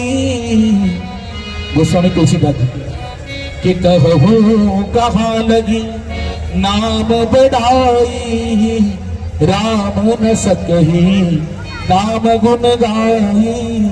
अगर भगवान श्री राम को कहा जाए प्रभु आपके नाम की महिमा का वर्णन कीजिए, आप तो सर्वसमर्थ है, जगदीश्वर है, तो राम जी भी अपने नाम की महिमा को गा नहीं सकते, प्रभु रामचंद्र भी अपनी नाम की महिमा को नहीं गायन कर सकते, तो हम क्या गाएंगे? तो अगर कोई नाम की महिमा को नहीं गा सकता है, यमदूत ने पूछा यमराज जी से, तो नाम कपोल कल्पति है, वो कल्पना है मात्र, नाम कल्पना मात्र है। जैसे पूर्व में किसी सांसद ने कहा था कि राम काल्पनिक है, राम काल्पनिक है, कपोल कल्पना है, लेकिन राम कपोल कल्पना नहीं है। आज भी जाओ रामेश्वरम में, सेतु बंद रामेश्वरम, आज भी वो सेतु है, आज भी हाँ प्रभु राम है। और याद रखो जो असत्य वस्तु होती है उसका विरोध नहीं होता। कभी आपने सुना है आकाश में फूल खिलते हैं और इस बात का किसने विरोध किया आप तक? हाँ, आकाश में फूल खिलते हैं, इस बात का कोई विरोध नहीं किया। लेकिन गैया दूध देती है, हाँ सत्य है, लेकिन कोई बोले कि गैया दूध नहीं देती है, अभी बछड़ा हुआ है गैया दूध नहीं देती है, ऐसा कैसे होगा? गैया दूध देगी जरूर। सच्ची बात का जो सत्य है, सूर्य सत्य है। प्रभुपाद जी कहते हैं अगर कोई कहेगा कि सूर्य सत्य नहीं, क्या कर दिया? सूर्य को देखकर उसने असत्य मानकर सूर्य पर थूक दिया तो क्या होगा? प्रभुपाद जी कहते हैं वो जो थूक है, वो जो स्पिट है, उसके आती गिरेगी, उससे सूर्य को कोई हानि नहीं होने वाली। सत्य चीज का विरोध होता है, असत्य चीज का कभी विरोध नहीं होता है। इसलिए प्रभु रामचंद्र की नाम को सत्य मानकर जिन्होंने अपने जीवन में अपनाया है, उन्हीं की प्रेरणा से आज हमारे भारतवर्ष की अयोध्या धाम में प्रभु राम का दिव्य मंदिर स्थापित हो गया और उसमें रामचंद्र की प्रतिष्ठापना हुई। श्री राम जन्मभूमि की जय, अयोध्यापुरी धाम की जय, सियावर रामचंद्र भगवान की जय, पवन सुत हनुमान जी महाराज की जय। जय श्री राम, जय जय श्री राम, जय श्री राम। ये भावना जागृत कैसे हुई? राम काल्पनिक है इसलिए, राम अस्तित्व में है इसलिए। वो राम और राम का नाम एक है, वो राम भी अपने नाम की महिमा नहीं गा सकते, लेकिन राम का नाम काल्पनिक नहीं है। यमराज जी कह रहे नहीं नहीं काल्पनिक नहीं है, हम 12 लोग हैं जो नाम की महिमा को जानते हैं। स्वयंभू नारद शंभु कुमार कपिलो मनु के प्रहलाद जनको भीष्मो बलिर्वैया सकीर्वयम्। 12 लोग हैं, 12 महाजन। कौन? ब्रह्मा जी, नारद जी, महादेव जी, कुमार चतुष कुमार, कपिल भगवान, मनु महाराज, प्रहलाद महाराज, जनक महाराज, पितामह भीष्म, बलि महाराज और सुखदेव गोस्वामी और स्वयं यमराज। ये 12 महाजन हैं जो भगवान के तत्व को जानते हैं। तो यमदूत बोले अरे ज्यादा आप हमको मत समझाइए, ये कहिए कि किसको लेके आना नरक में, कौन सा ऐसा पापी व्यक्ति होगा, ऐसा क्या कार्य घटित करेगा जिसके द्वारा आप जान सकते हैं कि इसको नरक में लेके नहीं आना है, और ऐसा क्या कार्य करने से उसको नरक में लेके आने के लिए हम उद्यत हो जाए, बताइए। तब यमराज श्री यमदूतों को कह रहे, ध्यान से सुनना, क्या कह रहे हैं कि जिह्वान भक्तिं भगवद गुण नाम ध्येयम् चेतच्चन स्मरतीत चरणारविंदम् कि कृष्णाय नमति अक्षरये कदापि तानानि यद्धमसतो अकृत विष्णु कृत्या भागवतम के छठे स्कंद में यमराज जी यमदूतों को बता रहे किसको नरक में लेके आओ। जिह्वा न व्यक्ति भगवत गुण नाम ध्येय, जिसकी जिह्वा कभी कृष्ण का नाम नहीं लेती। हरे कृष्णा कृष्ण कृष्ण हरे हरे, हरे राम राम राम। नरक नहीं जाओगे आप। जिह्वा न व्यक्ति भगवत गुण नाम ध्येय, जिसकी जिह्वा कभी भगवान का नाम नहीं लेती, ऐसे पापी व्यक्ति को नरक में लेके आओ। चेतक्षर स्मरती चरणा, जिसका चित्त कभी कृष्ण का स्मरण नहीं करता, वो इसे पापी व्यक्ति को नरक में लेके आओ। कृष्णाय नुनमति अच्छिरे कदापि, कृष्ण के चरणों में जो कभी अपने मस्तक को झुकाता नहीं है, ऐसे पापी व्यक्ति को नरक में लेके आओ। लेकिन जो कृष्ण के चरणों में प्रणाम करते हैं, जो कृष्ण के नाम का उच्चारण करते हैं, जो अपने चित्त में कृष्ण की लीलाओं का स्मरण करते हैं, कानों से कृष्ण की कथा को श्रवण करते हैं, ऐसे वैष्णवों से कोसों दूर रहना, मतलब नजदीक भी नहीं जाना। तो देखो ये है नाम की महिमा। गोस्वामी सुखदेव गोस्वामी बता रहे, मैं मलय ध्वज गिरी पर, मलय पर्वत पर जाकर कुंभज ऋषि यानी अगस्त ऋषि के पास जाकर ये कथा श्रवण किया था अजामिल की। वही कथा है परीक्षित में तुम्हें बता रहा हूं। इससे श्रेष्ठ और नाम की क्या महिमा होगी कि सांकेत्यम पारिहास्यम व स्तोभमधेलनमेव वा, कि वैकुंठ नाम ग्रहणं शेषाग हरम बुधु। संकेत रूप से कोई नाम लेगा, कोई परिहास रूप से नाम लेगा, किसी वैष्णव का अपमान करते हुए नाम लेगा, मनोरंजन पर भी नाम लेगा, नाचते गाते अगर नाम लेता है फिर भी उसका उद्धार होगा, उसका सारा पाप नष्ट हो जाएगा। इतना नाम की महिमा है। और आगे इसी स्कंद में वर्णन करते हैं, परीक्षित महाराज पूछते जो प्रचेतागण थे, 10 प्रचेतागण, उनका आगे क्या विस्तार वंश में वर्णन कैसे है। 10 प्रचेतागणों के वंश का वर्णन कर रहे हैं। आगे उनके कौन पुत्र हुआ? दक्ष। और दक्ष के साथ आसक्ति नाम की कन्या का विवाह हुआ, उसे 10,000 पुत्र क्या हो गए? प्रकट हुए। वहां नारद जी इन 10,000 पुत्रों को जब तपस्या करने के लिए दक्ष ने भेजा, नारद जी मिले और 4 प्रश्न के ध्यान से सुनिए। बोले तुम कहां जा रहे तपस्या करने के लिए? बोले हाँ। तो बताओ दोनों तरफ बहने वाली नदी का नाम क्या है? ऐसा बिल कौन सा है जिसमें एक बार घुस जाए तो व्यक्ति बाहर आ नहीं सकता? विचित्र भाषा बोलने वाला पक्षी कौन सा है? पुंचली, जो उसका पति का नाम क्या है? दक्ष के 10,000 पुत्रों को प्रश्न किया नारद जी ने, बोले हमको कुछ ज्ञान नहीं है, हम आपके शिष्य बन जाते हैं, हम हमारे गुरु बन जाओ। बताइए, आप ही प्रश्न का जवाब बताइए। बोले दोनों तरफ बहने वाली नदी का नाम है माया। ये संसार का सृजन भी करती है और संसार का संहार भी करती है। ऐसा कौन सा बिल है जिसमें व्यक्ति प्रवेशित हो जाए फिर निकल नहीं सकता? वो है मोक्ष। एक बार मोक्ष प्राप्त हुआ, यदि गत्वान निवर्तते तद धाम परमं मम, कृष्ण के धाम की प्राप्ति करने के बाद पुनः मृत्यु संसार में आना नहीं पड़ेगा। बोले विचित्र भाषा बोलने वाला पक्षी कौन सा है? बोले शास्त्र। ये जो शास्त्र है ये विचित्र भाषा बोलता है, बोलता कुछ है अर्थ कुछ और है, विचित्र भाषा। और पुंचली माया का पति है माधव। माया के पति कौन है? मायापति कृष्ण है। माया दक्षिण प्रकृति सुयतेश चराचर, कृष्ण माया के अधीश्वर है। उन्होंने 10,000 शिष्यों को क्या कर दिया? बाबा जी बना दिया। दक्ष को पता लगा, दक्ष क्रोधित हुआ, लेकिन अपमान का घूट, क्रोध का घूट पी लिया। उन्हें 1,000 पुत्रों को जन्म दिया, उसको भी नारद जी ने वैष्णव बना दिया। अब दक्ष ने जैसे नारद जी को देखा तुरंत शाप दिया कि तुम एक जगह टिकोगे नहीं। इसलिए प्रभुपाद जी कहते हैं कि हम सारे जो गौड़ीय संप्रदाय के जितने भी आचार्य वर्ग है, जितने भी भक्त लोग हैं, जो सन्यासी है, ये सब परिव्राजक है। ये सारी कृपा, ये परंपरा नारद जी की है, क्योंकि नारद जी एक जगह पे टिकते नहीं है, वो निरंतर नाम प्रचार करते रहते हैं। वैसे ही जो सन्यास धर्म को धारण करता है उसे कहते हैं परिव्राजकाचार्य। वो एक जगह नहीं टिकता, वो सब जगह जाकर जहां जहां जाता है वहां वहां के लोगों को भगवान के साथ जोड़ता है, भगवान के नाम का प्रचार करता है। इसलिए वहां पर परीक्षित महाराज को सुखदेव गोस्वामी बहुत सुंदर ऐसा वर्णन कर रहे थे। और इसी छठे स्कंद में वृत्रासुर की कथा आती है, जिसने अपने जीवन में भगवान के दर्शन को प्राप्त करके जिस वज्र से इंद्र उन्हें मारने वाला था, उस वज्र में भगवान का दर्शन करते हुए कामना की, हे प्रभु मेरा मन आपके स्मरण में लग जाए, मेरी वाणी आपके गुणानों कीर्तन में लग जाए और मेरा चित्त आपके स्मरण में लग जाए। प्रभु क्या करो, जैसे कोई पक्षी का बच्चा होता है, छोटा पक्षी होता है, उसकी माँ उसे छोड़ के चली जाती है वन में, तो उसकी याद में भय क्रांत होकर उल्लू आएगा, कोई बिल्ली आएगी उसको खा लेगा, भय से क्रांत होकर माँ को पुकारता है।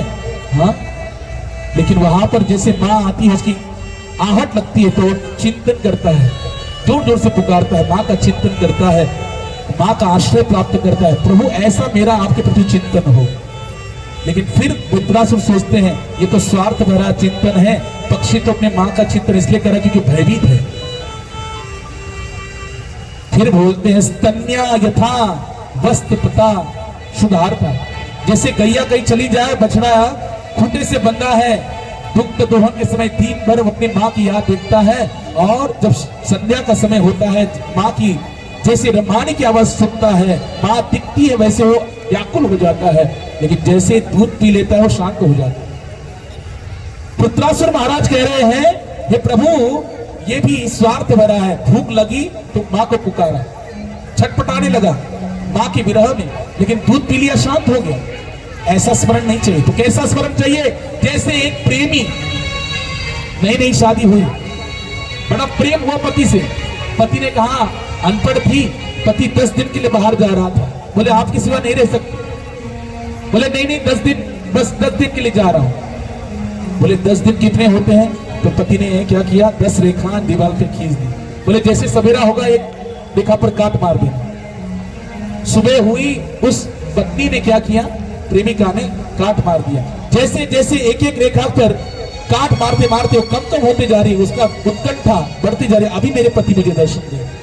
और जब आखिरी रेखा बच गई कि कल मुझे उनका दर्शन होगा, तो जैसे रेखा पर काट मारी, उसको संभाला नहीं जा रहा था, इतनी उग्रता, इतनी व्यग्रता थी, कब मेरे स्वामी मुझे मिलेंगे। तो प्रभु एक प्रेमी का अपने प्रेमी, अपने स्वामी के लिए जितना मिलने के लिए तड़पती है, उतना मेरे अंदर आपके प्रति तड़पन पैदा हो, आपके प्रति विरह पैदा हो, उत्कंठा पैदा हो। यही मैं चाहता हूं, यही कामना, यही इच्छा, यही क्या है, वैष्णव का धर्म है। और मोक्ष क्या है, बोले कि प्रभु में बार बार जन्म मरण में आने के लिए तैयार हो, संसार में आने के लिए तैयार हो, अगर आपके वैष्णव भक्तों का मुझे संग भी है। लेकिन उस जो पापी व्यक्ति है, जो पाप में रत है, ऐसे माया मुक्त मोहित व्यक्तियों का मुझे संग से दूर रखो। ये मांगा वृत्रासुर इंद्र के द्वारा। जब वृत्रासुर पर आक्रमण हुआ, दोनों हाथ कट गए, वृत्रासुर ने इंद्र को निकल लिया। नारायण कवच का पाठ करके इंद्र पेट फाड़कर 1 साल के बाद बाहर आए, और बाहर आने के बाद वहां पर परीक्षित महाराज सुखदेव जी से पूछ रहे हैं कि ये असुर था वृत्रासुर, लेकिन भक्त का संस्कार कैसे है।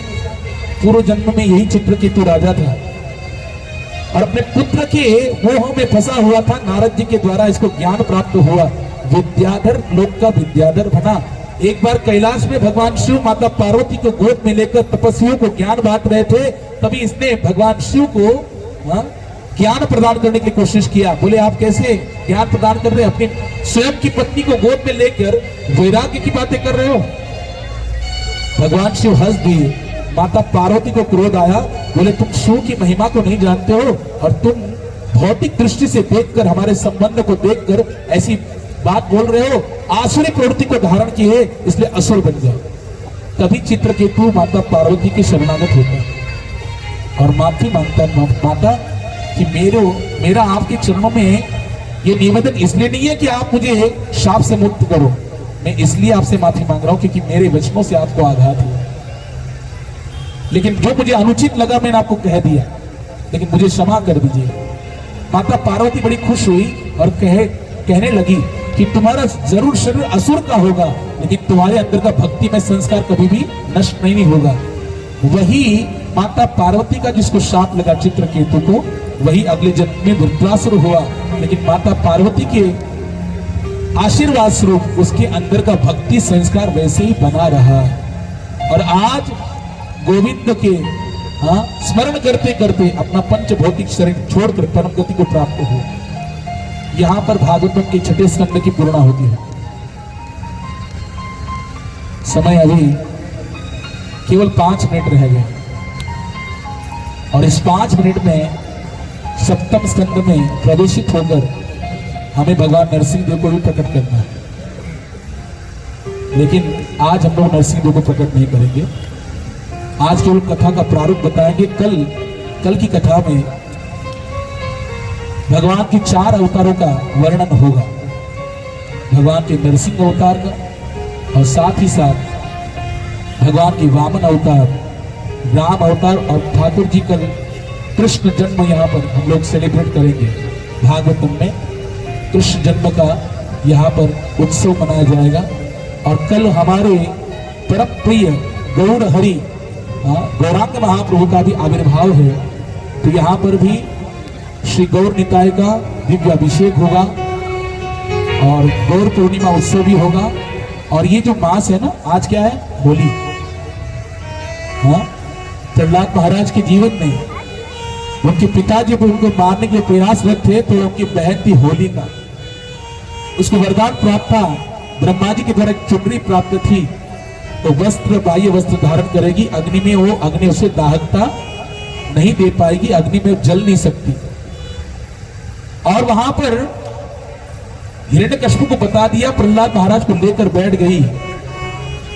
लेकिन देखो कैसा भगवान की कृपा है प्रहलाद महाराज पर कि वो होली का खुद दहन हो गई, उसका नाश हो गया, जल के भस्म हो गई और प्रहलाद महाराज का भगवान ने रक्षा किया। कृष्ण अविश्व रक्षित कृष्ण, यही विश्वास पालन। हर वैष्णव को प्रहलाद महाराज जैसा हृदय में विश्वास होना चाहिए कि भगवान मेरी हर संकट में परिस्थिति में रक्षा करेंगे। भगवान खुद इसका उत्तरदायित्व लेते हैं। अपने भक्त की रक्षा के लिए भगवान ने अपनी प्रतिज्ञा तोड़ दी, स्वयं हथियार उठा लिए, लेकिन उतनी शरणागति भाव हमारा भी होना चाहिए, तब स्वामी हमारे लिए वो कार्य करेंगे।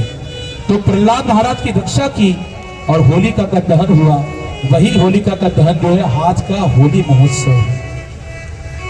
और उसी होलिका के जो रात थी ना, उसी को प्रहलाद महाराज के सहकारी मित्रों ने दूसरे दिन क्या किया? उसी को उड़ाया, उसी को कहते धूलि बंधन। और उसी दिन हमारे गौरांग महाप्रभु का आविर्भाव हुआ है और होली का ये महोत्सव है।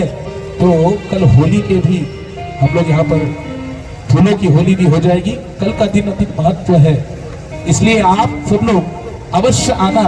और जितनी भी माताएं हैं, जितने भी प्रभु जी वर्ग है, मैं विनती करूंगा, कल ठाकुर जी का आविर्भाव है, इसलिए कृष्ण जन्मोत्सव में, भगवान के जन्मोत्सव में, साथ ही गौर हरि के जन्मोत्सव में पीला वस्त्र धारण करके आए।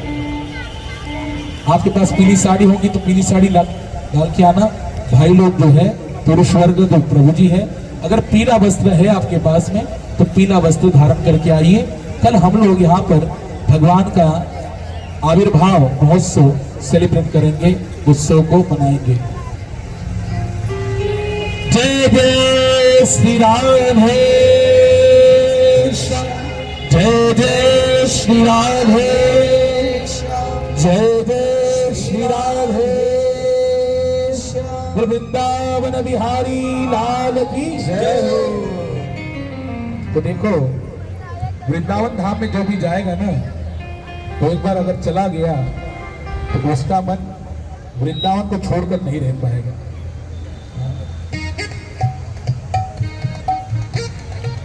उसका दिल खो जाता है वहां पर। बहुत सुंदर भाव है, उसी को लेकर आज वाणी को हम लोग पूर्णाहुति देंगे। थोड़ी देर में फिर आरती होगी, आरती के उपरांत अनाउंसमेंट होगी, सबके लिए महाप्रसाद है। कल के दिन गौर पूर्णिमा है, तो कल का दिन उपवास का है। जो वैष्णव है, जो जिन्होंने दीक्षा लिया, वैष्णव धर्म का पालन करते हैं, उनके लिए कल उपवास है। हमारे गौर हरि का आविर्भाव है। हाँ, भगवान श्री गौर हरि चंद्रोदय के समय प्रकट हुए थे, इसलिए चंद्रोदय तक सभी वैष्णवों का क्या है, फास्टिंग रहता है, उपवास रहेगा। तो आइए, जो एक बार वृंदावन चला जाता है उसका दिल क्या हो जाता है, वहीं पे खो जाता है। एक बहुत सुंदर भाव है।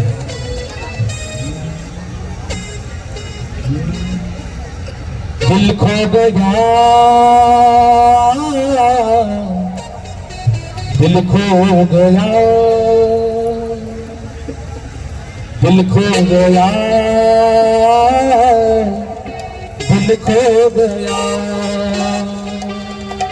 दिल खो गया, दिल खो गया, दिल खो गया,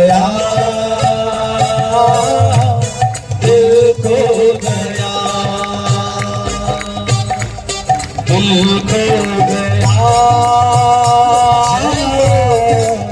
दिल खो गया, दिल खो गया, दिल खो गया, दिल खो गया, दिल खो गया। बोलिए, दिल खो गया, दिल खो गया, दिल खो गया, दिल खो गया। बाकी बिहारी श्री वृंदावन में, हर मेरा दिल खो गया। बाकी बिहारी श्री वृंदावन में, हर मेरा दिल खो गया। बाकी बिहारी श्री वृंदावन में, हर मेरा दिल खो गया। बाकी बिहारी श्री वृंदावन में, हर मेरा दिल खो गया।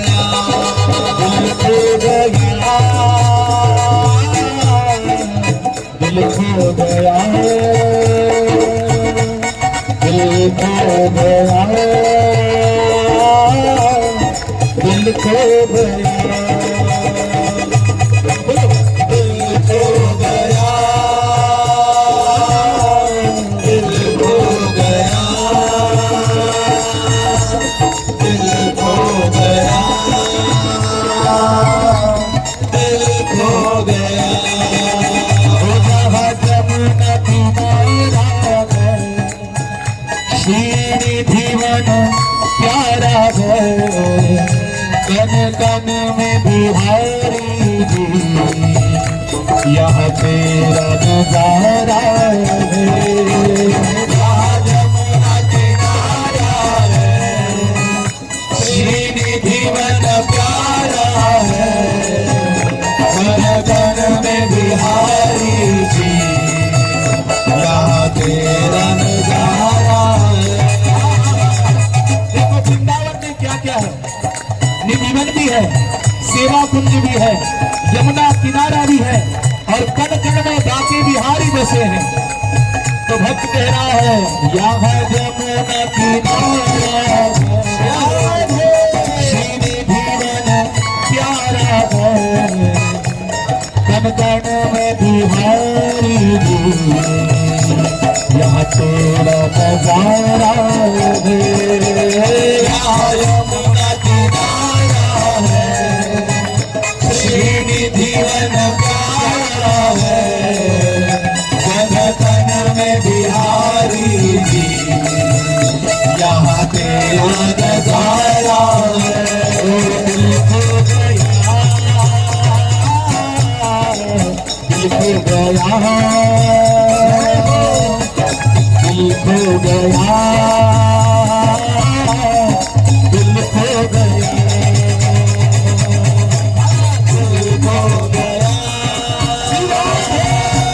दिल खो गया, दिल खो गया, दिल खो गया, दिल खो गया,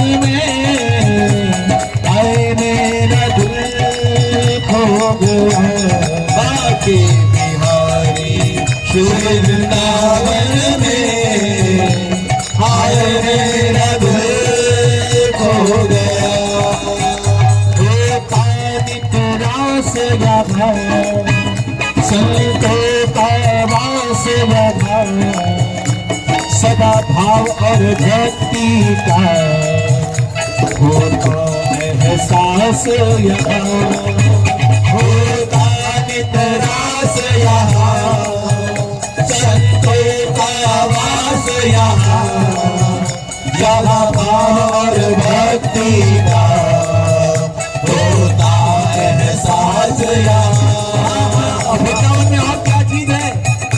नित्य प्रति विधिवत में रास होता है। भगवान श्री कृष्ण अपने प्रियतमा राधा रानी के साथ और गोपी जनों के साथ नित्य रास का आनंद लेते हैं। और इस वृंदावन में अनेक ऐसे शुद्ध वैष्णव संत दिखाई देंगे, यहाँ निरंतर भगवान की भक्ति का भाव का बसेरा दिखेगा। ये वृंदावन प्रेम की भूमि है। वहां पे जाते जाते नामस्मरण करना नहीं पड़ता, वहां जाते जाते राधे राधे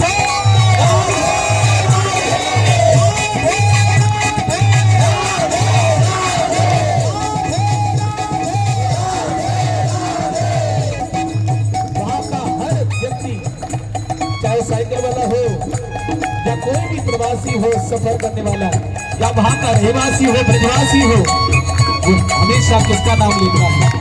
ओ राधा रानी की जय, बंसी माए की जय, राधे राधे राधे राधे बोलना पड़ेगा, राधे राधे राधे बोलना पड़ेगा, राधे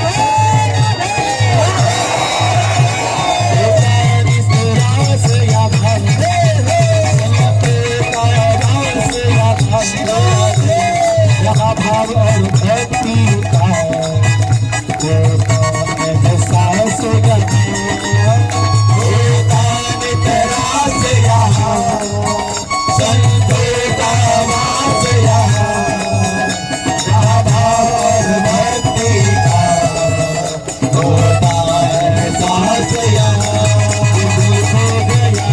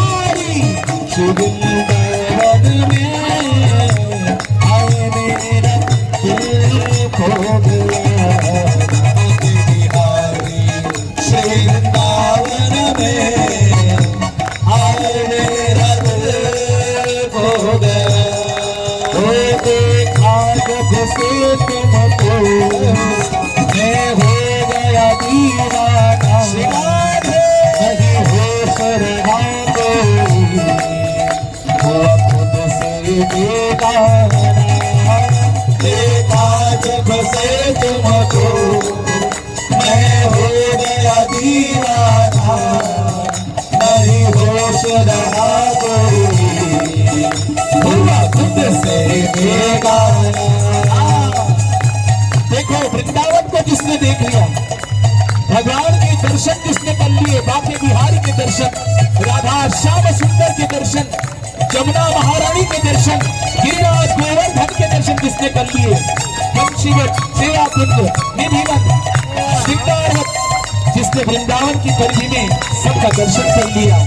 देखा जब से तुमको मैं हो गया दीवाना नहीं होश रहा कोई हुआ खुद से बेगाना देखा जब से तुमको मैं हो गया दीवाना नहीं होश रहा कोई हुआ तुमसे बेगाना दिल खो गया दिल खो गया दिल खो गया दिल खो गया दिल खो गया दिल खो गया दिल खो गया दिल खो गया आते बिहारी वृंदावन में आए मेरा दिल खो गया आते बिहारी वृंदावन में आए मेरा दिल खो गया मन चल रे वृंदावन धाम राधे राधे गाएंगे मन चल रे वृंदावन धाम राधे राधे गाएंगे मन चल रे वृंदावन धाम राधे राधे गाएंगे मन चल रे वृंदावन धाम राधे राधे गाएंगे राधे राधे गाएंगे श्यामा श्यामा गाएंगे राधे राधे गाएंगे श्यामा श्यामा गाएंगे राधे राधे गाएंगे श्यामा श्यामा गाएंगे राधे राधे गाएंगे श्यामा श्यामा गाएंगे मन चल रे वृंदावन धाम राधे राधे गाएंगे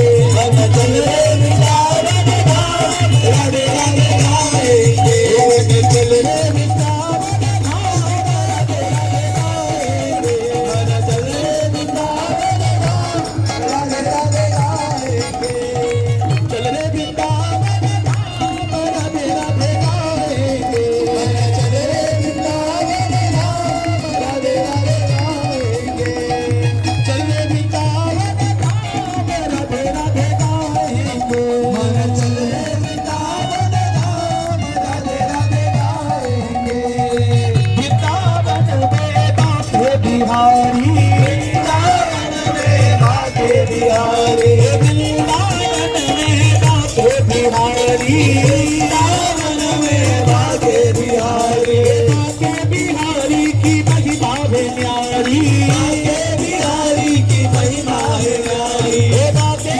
बिहारी की महिमा है न्यारी बाके बिहारी की महिमा है न्यारी तुझे वही पे मिले विश्राम राधे राधे गाएंगे तुझे वही पे मिले विश्राम राधे राधे गाएंगे तुझे वही पे मिले विश्राम राधे राधे गाएंगे तुझे वही पे मिले विश्राम राधे राधे गाएंगे राधे